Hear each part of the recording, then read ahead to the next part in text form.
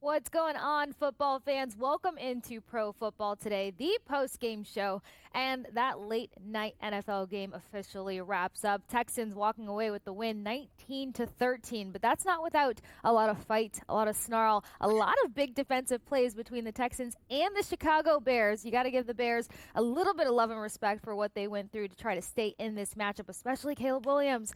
I mean, the amount of sacks that he had to weather, but regardless, Texans continue to extend their victory when it comes to this NFL season. So we got to get into all of this, all of the excitement of today's games, because there was a number of upsets, not only in the games, but there was massive upsets on a lot of people's betting sheets because teams came out victorious that nobody had on their winning column. So we got to get into all of that here on Pro Football Today, the post-game show. And there's nobody better to do it with than Tom Vecchio, because we got to see what his cards looked like. We got to see what his advice is. We saw some injuries, but of course, that's the way that the NFL goes. We see some injuries. We have to readjust our markets, our lines, our odds, and everything that we have in the expectation column going through the 2024-25 season. So Texans get the victory tonight, and as expected, you've got a big performance out of both quarterbacks, but more importantly, C.J. Stroud, 260 passing yards, 1 tutty. Caleb Williams, again, weathering a lot of pressure from the defensive line. I mean, at one point, I thought Hunter was going to wrap his legs around him and roll around on the grass, but he still came in strong with 174 passing yards. It's 2 costly interceptions. That Texans secondary is coming to life, and that's not just because they played against the Bears. I think it's only going to get progressively better. As for the ground game, for the Texans, I mean, Cam Akers was the one with 7 carries for 33 yards. Caleb Williams, QB for the Bears, is the one who sits on top with making the rush yardage progress for his team. Then you got DJ Moore only closing out the night with 53 receiving yards through 6 receptions. Nico Collins with another big day. He stacks the wide receiving group, and between this matchup, 8 receptions, 135 receiving yards, and that one powerful tutty when he was reminding Stevenson not to come at him. So we're going to get Tom's take on this game and all of the other exciting games that ran through the Sunday slate. We got so much to get into here on Pro Football Today, the post-game show, so you're not going to want to go anywhere, because when we get back, you're going to get a chance to pick Tom's brain, my brain, and all of the other stuff. So stick with us as we go to a quick break.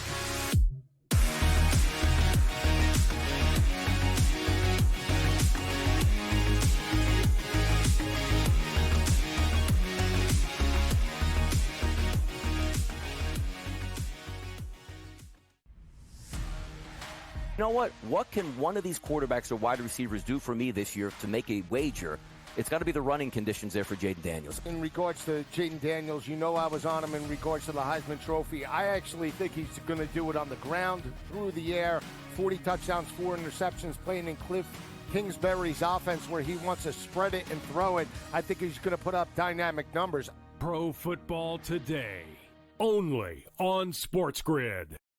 The sharpest football contest show in the land, the Las Vegas Football Contest Show, focuses on Circa Sports Million, Circa Survivor, and the Westgate Super Contest, handicapping the games and releasing our contest picks every week of the season. With 2 former Super Contest winners, Brady Cannon and James Salinas, a former NFL player, Mike Pritchard, and over $1 million in contest prize money won combined, the Las Vegas Football Contest Show will have you prepared this season like none other. There is going to be an energy to game time decisions that you will feel night in and night out. We're going to go through every single thing, and I've got a great team behind me that's going to help me get the job done. I want this to be the place that people come to. We are going to hit every single one of those markets that you need to know about. There is not going to be a better place, I promise you, than Game Time Decisions. We will have everything at our disposal, and we will use that to our advantage. I'm Kevin Walsh. Tune into Game Time Decisions from 6 to 8 p.m. Eastern on SportsGrid. Talk about your freshman year at Alabama and even the redshirt year that got you ready to perform at the highest level.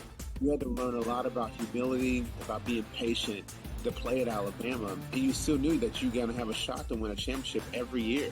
And so that's the line. And so I think that's what's really missing with today's football. You got NIL, you got social media. The Early Line, only on SportsGrid.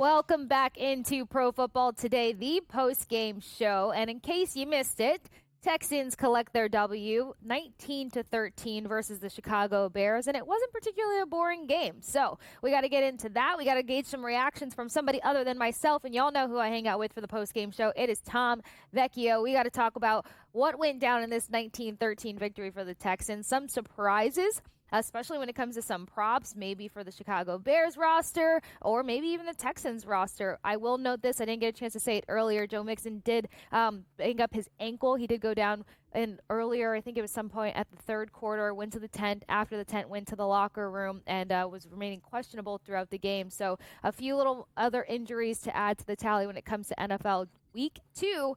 But Tom, talk to me. What did you see in this matchup?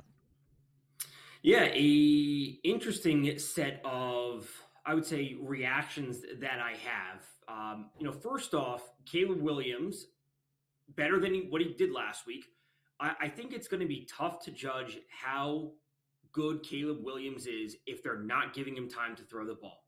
Like, he's going to make mistakes if he's going to be constantly pushed out of the pocket.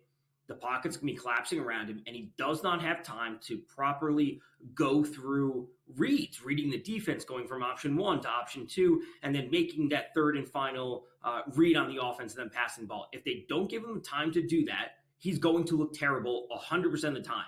And that's not on him. That's the offensive play calling. That's the offensive line. It's a lot of things. I will say the Bears defense looks pretty good over the first 2 weeks. That is the encouraging thing. However, when you are constantly asking them to answer the bell, they're going to eventually give up points. So holding an awesome Texans offense to only 19 points and only the 1 touchdown, that's pretty good. But eventually they're going to give up points because it's attrition at a certain point. And then on the other side, if you can't have Williams enough time to answer on offense, we're going to be constantly getting these games with the Bears where they're in third and long. And the penalties, the pre-snap penalties for the Bears, the false starts, the delay of games, constantly putting them in third and long. That's what I'm noticing from the Bears. Like, it is encouraging to see their defense look good.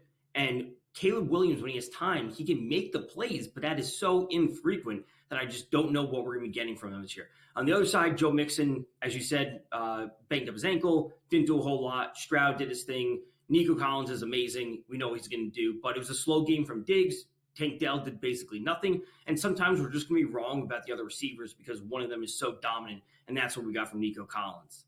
Yeah, and you make an excellent point on that. I mean, to unpack that one a little bit, Williams is showing that, I mean, you're coming out of a system where they weren't sure how that was going to translate to the NFL. So I think that he is regarding the NFL pace and handling it quite well for somebody who doesn't have any protection. I mean, he had 7 sacks coming at him tonight. Every time he had a chance to finally get his eyes downfield, he was on his back. So that's a tough situation to be in and gauge. But I think for what he has done from college to now with the O-line that he has to work behind, promising, but as you mentioned, we have to see how the rest of the season shakes out. Defense is rising to the occasion. They had some pretty big plays, which was impressive to watch. But most importantly, I mean, the Texans are just continuing to roll. And we kind of talked about this on the Pro Football Today pregame show. It's kind of hard to gauge this team, especially when it comes to betting, because there's just so many weapons. There's so many different looks that they can deliver. There's so many avenues they can go down in order to pick up a W. I mean, Stephon Diggs is no longer the diva who wants to be fully incorporated into every play. And while that's a great thing from a leadership standpoint, it doesn't really pan out for people's statistics. So we'll see. He needs to become more of a red zone guy, at least as the season continues to go along. But we still got plenty of football. I know I told you during the break it feels like we are already in week 7, but I think that maybe that's just the magnitude of the drama of today's games and all the excitement that went down on this Sunday, or upsets, I should say. So pivoting from this one, I think we kind of have the rundown on the Texans versus the Bears, where the Bears have to clean things up, how the Texans can take the next step in their progression. What's probably the top game that surprised you today? I got to get your opinion on that one. It's got to be the Ravens losing at home to the Raiders. And, Raiders have a solid defense. A lot of people expected them to cover, keep it close. But now the Ravens sitting at 0-2. The Bengals also sitting at 0-2. And the Steelers sitting at 2-0. That division is all over the place. And despite the fact that the Steelers are 2-0, leading that division by multiple games now, they're still plus 390, I think it is, to win that division. They have they're third on the list. So it's Ravens and Bengals still number 1 and 2, despite not picking them to win. So I don't like talking a lot of futures, but the AFC North and the AFC Championship are all over the place right now. Oh my gosh. And then maybe even throw the AFC East in the mix there after what happened with the Dolphins and us waiting to see what Tua's future holds. You know, is he going to continue to play football? He's meeting with neurologists next week. So there's a lot of question marks. Don't go anywhere. Tom and I got you covered on the other side of this break.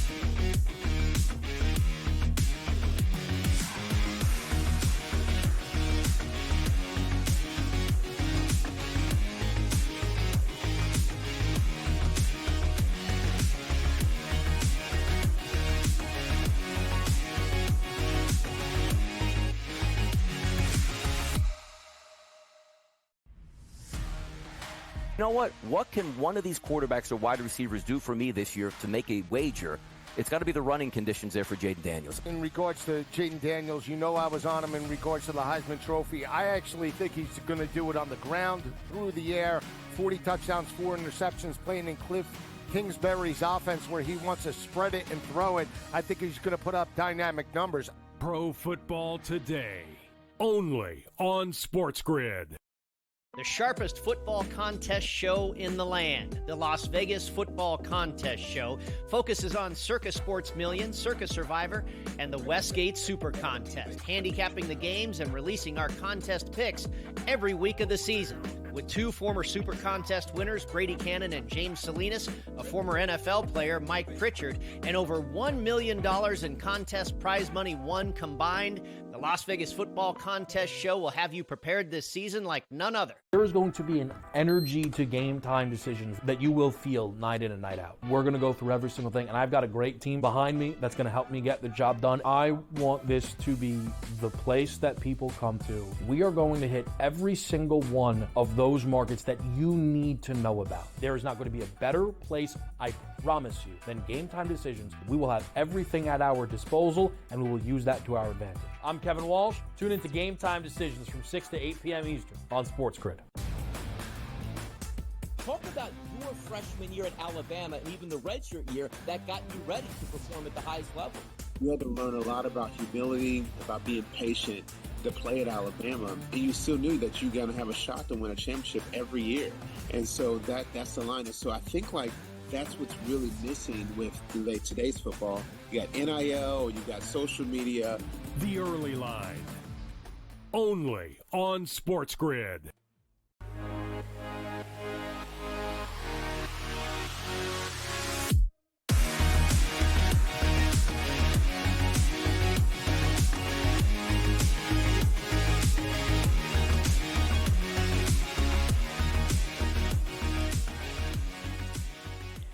Welcome back into Pro Football Today, the post-game show with myself, Kasey Hudson, and Tom Vecchio, and we're talking about all of the, I don't want to call it drama, I think excitement. I've wore that word out. I don't know what to call today. Just upset central for the Sunday slate and probably a bit of a number of shakeups. Tom and I were just talking about the number of chain gang members that went down today.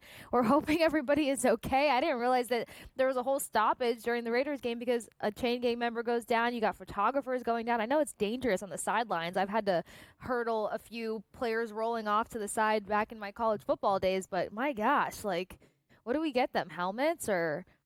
I mean, it might be the answer.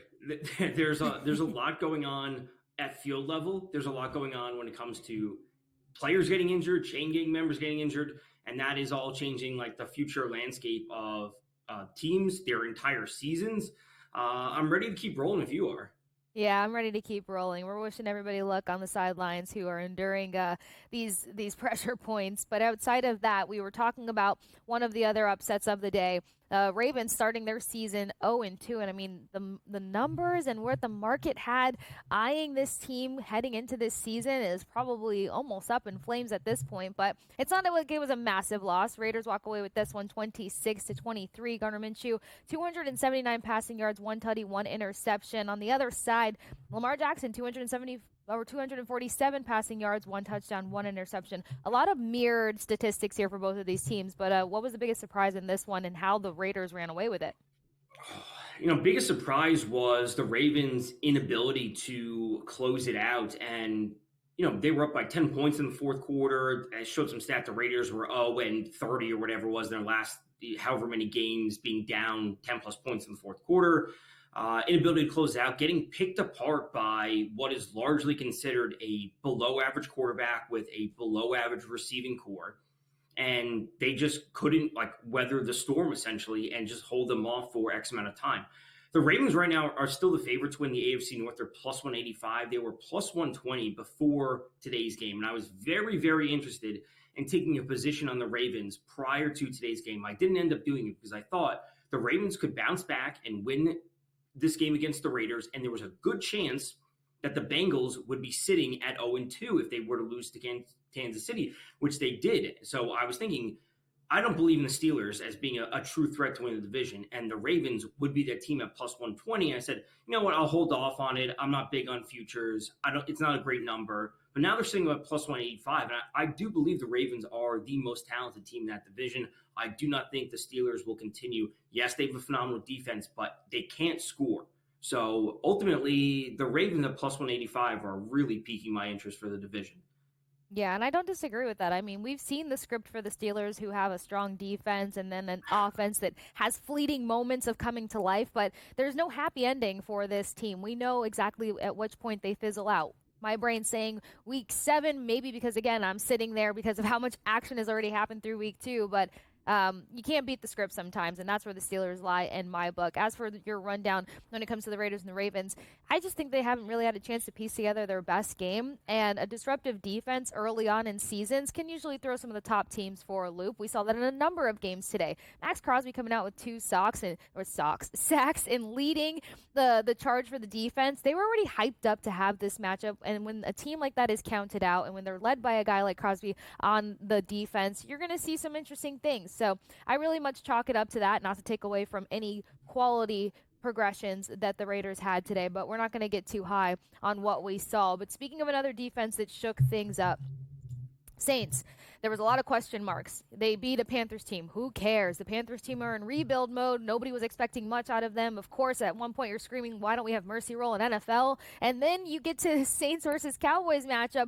44-19. The Saints put up 44 points on the freaking Cowboys, who last week everybody was swearing up and down was going to a Super Bowl. And yes, most of them were fans of the Cowboys, who always have the expectations equivalent to New York fans. Sorry, everybody. That's what you get from a Tampa Bay girl. But I mean, you got Derek Carr, 243 passing yards, 2 tutties, 1 interception. Dak Prescott not falling far behind. I mean, 293. 1 touchdown, 2 costly interceptions, that's for sure. CeeDee Lamb showed up with 90 receiving yards, but I mean, it was the Saints that had the balanced attack on the offensive side of the ball and came up stronger on the defensive side of the ball. What do you see in this?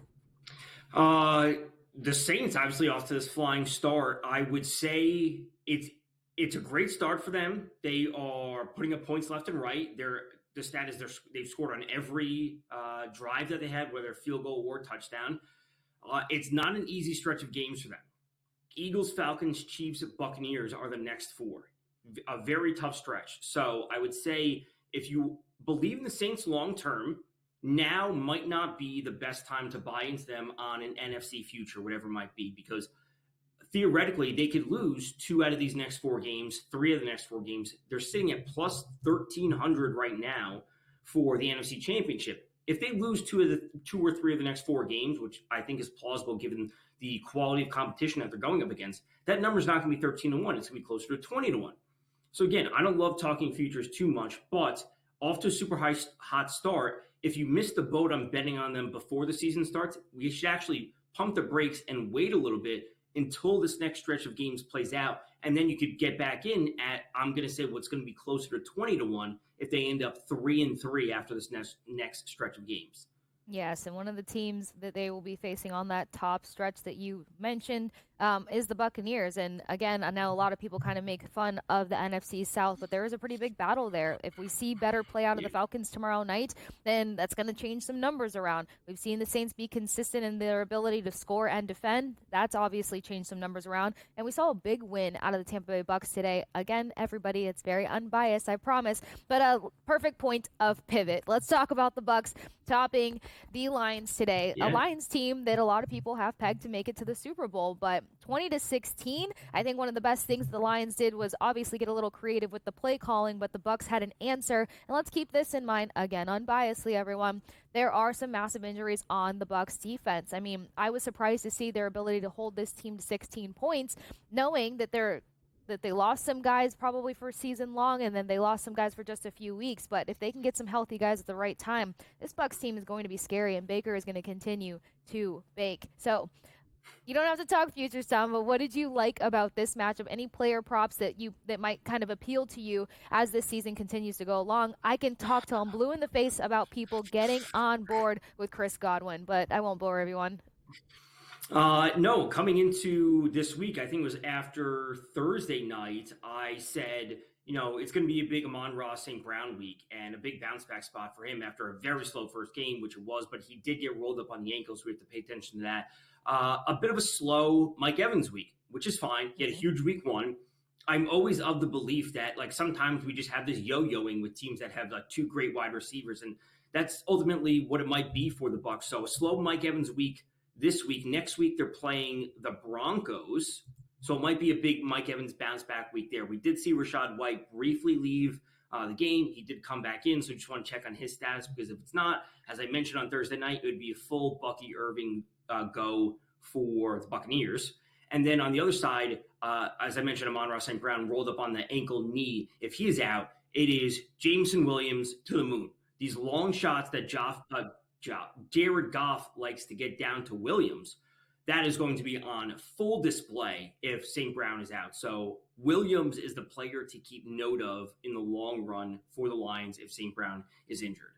Yeah, you did give that one a call, and regardless of the injury, I mean, St. Brown closed out with over 100 receiving yards. And then as for Mike Evans, I can give everybody this much insight. They're going to want to make sure he has another 1,000-yard season on his resume. So at games like the Broncos and any other games, they're going to make sure they use that moment to get him his yardage, to get him closer to that milestone year in and year out. And he deserves it, so I will say that. But Chris Godwin, we all knew, was going to have a bigger year, being back in his comfort spot, being back in his successful slot positioning, and being under an OC that hears him out, that he can communicate with, so that everybody on that Bucs offense can be successful. But we got more upsets to get into, and we got some previews for week 3, so don't go anywhere after this quick break.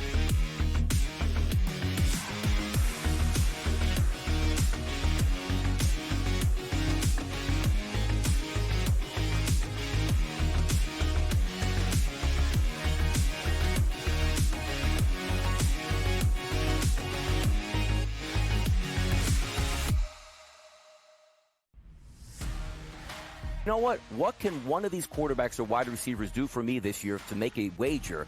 It's got to be the running conditions there for Jaden Daniels. In regards to Jaden Daniels, I was on him in regards to the Heisman Trophy. I actually think he's going to do it on the ground, through the air, 40 touchdowns, 4 interceptions, playing in Cliff Kingsbury's offense where he wants to spread it and throw it. I think he's going to put up dynamic numbers. Pro Football Today, only on SportsGrid. The sharpest football contest show in the land, the Las Vegas Football Contest Show, focuses on Circa Sports Million, Circa Survivor, and the Westgate Super Contest, handicapping the games and releasing our contest picks every week of the season. With 2 former Super Contest winners, Brady Cannon and James Salinas, a former NFL player, Mike Pritchard, and over $1 million in contest prize money won combined, the Las Vegas Football Contest Show will have you prepared this season like none other. There is going to be an energy to game time decisions that you will feel night in and night out. We're going to go through every single thing, and I've got a great team behind me that's going to help me get the job done. I want this to be the place that people come to. We are going to hit every single one of those markets that you need to know about. There is not going to be a better place, I promise you, than Game Time Decisions. We will have everything at our disposal, and we will use that to our advantage. I'm Kevin Walsh. Tune into Game Time Decisions from 6 to 8 p.m. Eastern on SportsGrid. Talk about your freshman year at Alabama and even the redshirt year that got you ready to perform at the highest level. You had to learn a lot about humility, about being patient to play at Alabama, and you still knew that you're going to have a shot to win a championship every year. And so that's the line. And so I think that's what's really missing with today's football. You got NIL, you got social media. The Early Line. only on SportsGrid.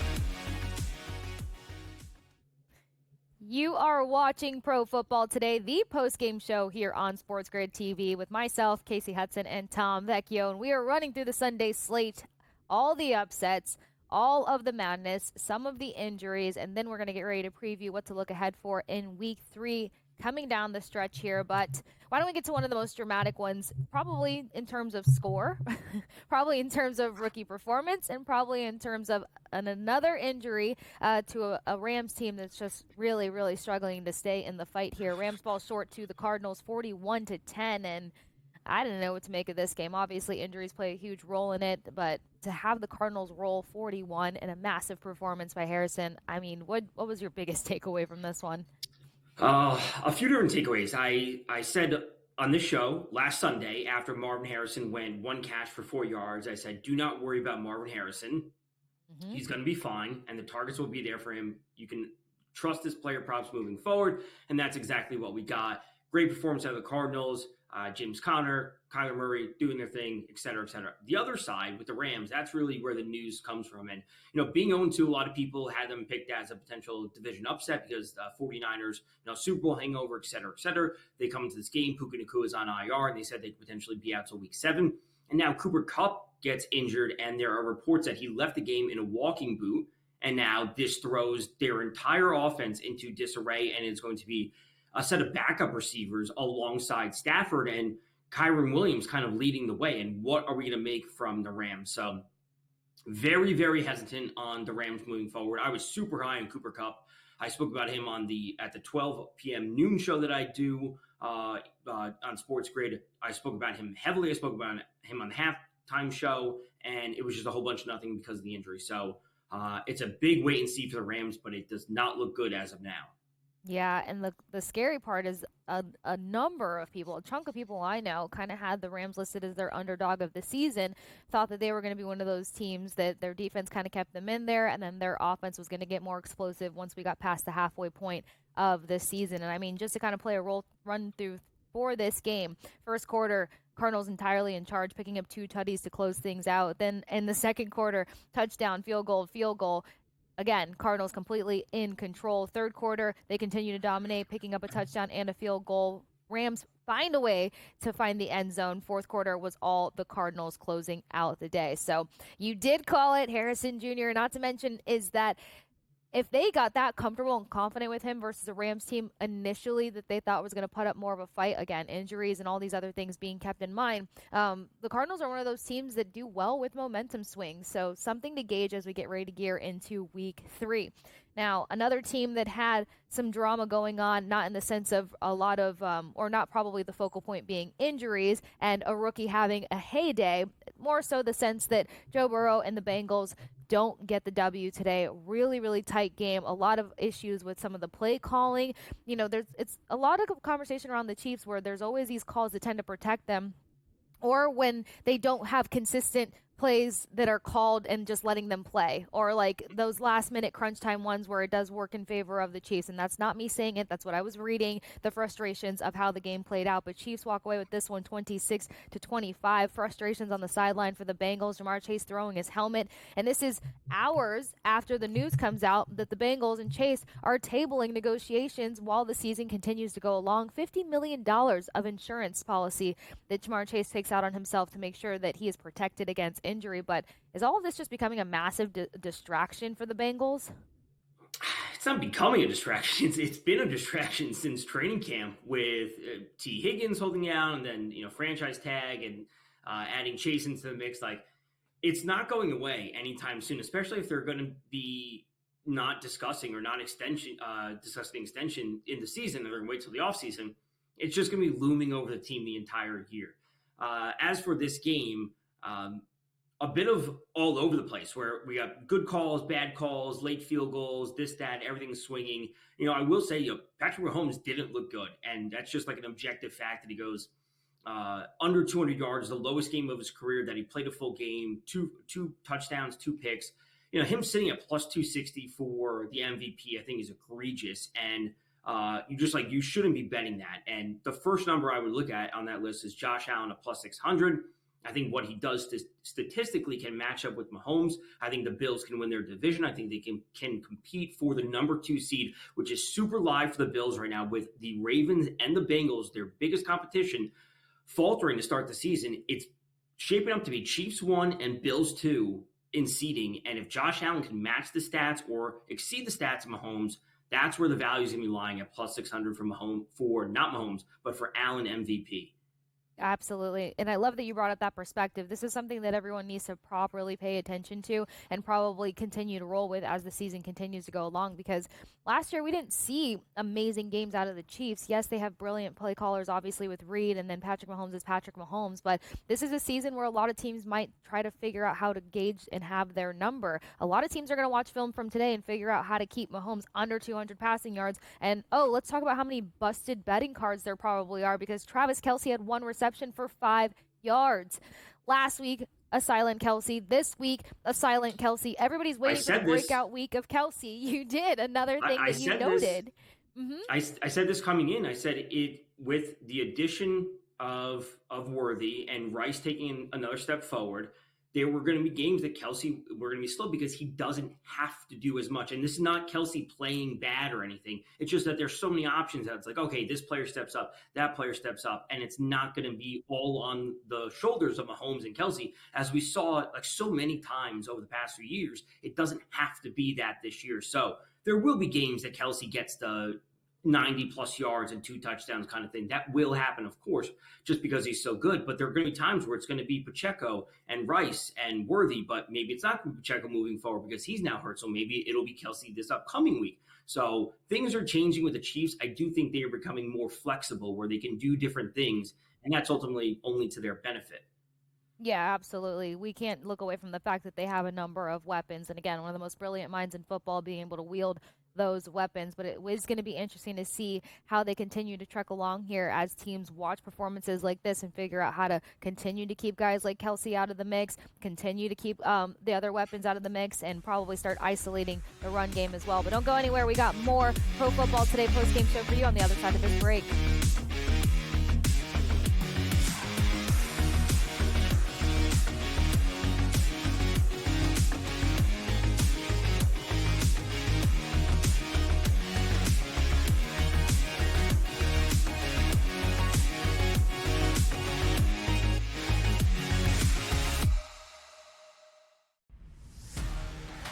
You know what? What can one of these quarterbacks or wide receivers do for me this year to make a wager? It's got to be the running conditions there for Jaden Daniels. In regards to Jaden Daniels, I was on him in regards to the Heisman Trophy. I actually think he's going to do it on the ground, through the air, 40 touchdowns, 4 interceptions, playing in Cliff Kingsbury's offense where he wants to spread it and throw it. I think he's going to put up dynamic numbers. Pro Football Today, only on SportsGrid. The sharpest football contest show in the land, the Las Vegas Football Contest Show, focuses on Circa Sports Million, Circa Survivor, and the Westgate Super Contest, handicapping the games and releasing our contest picks every week of the season. With 2 former Super Contest winners, Brady Cannon and James Salinas, a former NFL player, Mike Pritchard, and over $1 million in contest prize money won combined, the Las Vegas Football Contest Show will have you prepared this season like none other. There is going to be an energy to game time decisions that you will feel night in and night out. We're going to go through every single thing, and I've got a great team behind me that's going to help me get the job done. I want this to be the place that people come to. We are going to hit every single one of those markets that you need to know about. There is not going to be a better place, I promise you, than Game Time Decisions. We will have everything at our disposal, and we will use that to our advantage. I'm Kevin Walsh. Tune into Game Time Decisions from 6 to 8 p.m. Eastern on SportsGrid. Talk about your freshman year at Alabama and even the redshirt year that got you ready to perform at the highest level. You had to learn a lot about humility, about being patient to play at Alabama, and you still knew that you're going to have a shot to win a championship every year. And so that's the line. And so I think that's what's really missing with today's football. You got NIL, you got social media, The Early Line. Only on SportsGrid.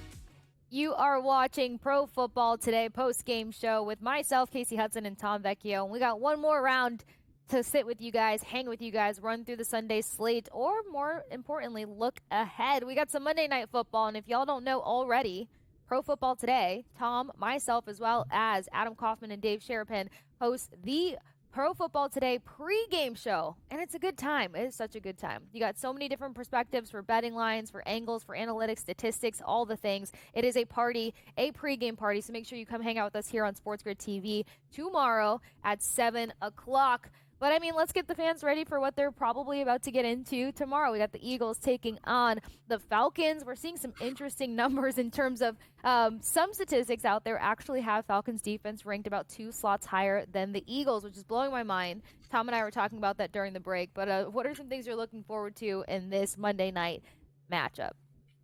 Well, we have primetime Kirk Cousins, if you buy into that narrative, how he just continuously fails to perform when he plays in primetime games. So if you are a fan of narratives in that way, you could certainly buy into that. And I guess that means you'd be on the Eagles.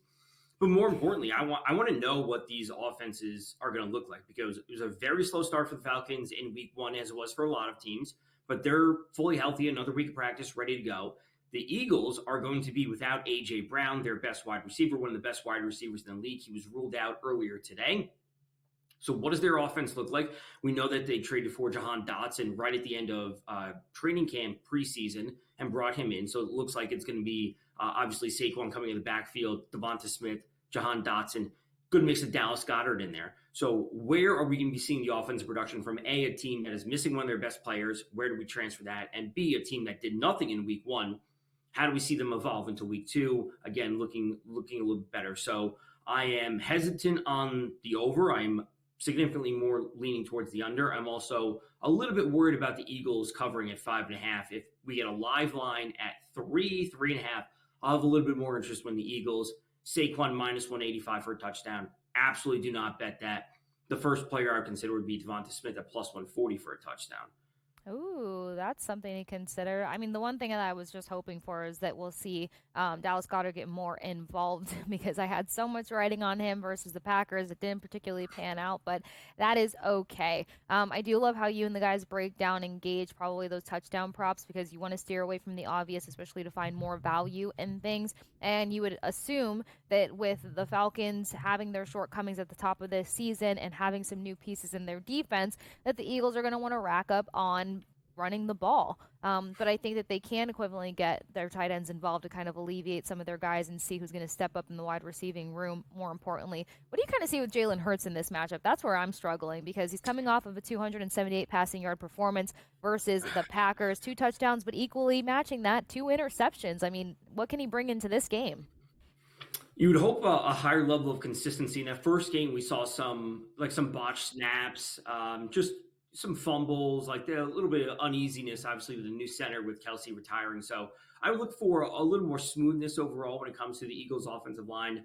I will say I'm on Hurts under on the rushing yards, sitting at 39.5. Not expecting a whole lot of rushing from him. I think they want to control it with Saquon. I don't think they're going to be dropping back to pass a ton, and that's ultimately when Hurts rushes the ball when they're passing. If they're missing A.J. Brown, their passing offense is just factually weaker. So if they're not dropping back to pass as much, Hurts won't have as many chances to run the ball. So I'm on Hurts under when it comes to rushing yards. I'm on Kyle Pitts under when it comes to receiving yards, and I'm on Smith for touchdown. That's where I'm starting things off for tomorrow. I think that's where I'll discuss it further in the pregame show we do tomorrow. We'll touch on things on halftime, but that's where I'm leaning as of now. I like it. I knew you already had some things sorted out here. Give me a thumbs up or a thumbs down if I wanted to take Matthew Judon for a sack at plus 140.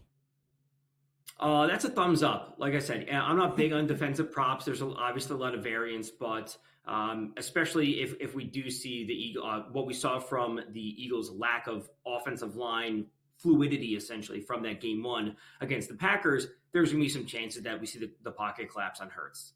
There you go. A little hint and glimmer into my betting card for tomorrow, and then obviously Tom's. But we play a lot of games on the Pro Football Today pregame show. We're going to piece together some parlays. We're going to have a parlay party. We have Tom that puts one together. We have Adam Kaufman that throws one in the mix. And then we're going to review some long shot bets, some game specials, see what's attractive, see what's not. So make sure you join Tom, myself, Dave, and Adam tomorrow on Pro Football Today. As for tonight, a great day in the NFL. A lot of exciting games, but it is a wrap for myself and Tom Vecchio. We'll see you guys back here on SportsGrid tomorrow.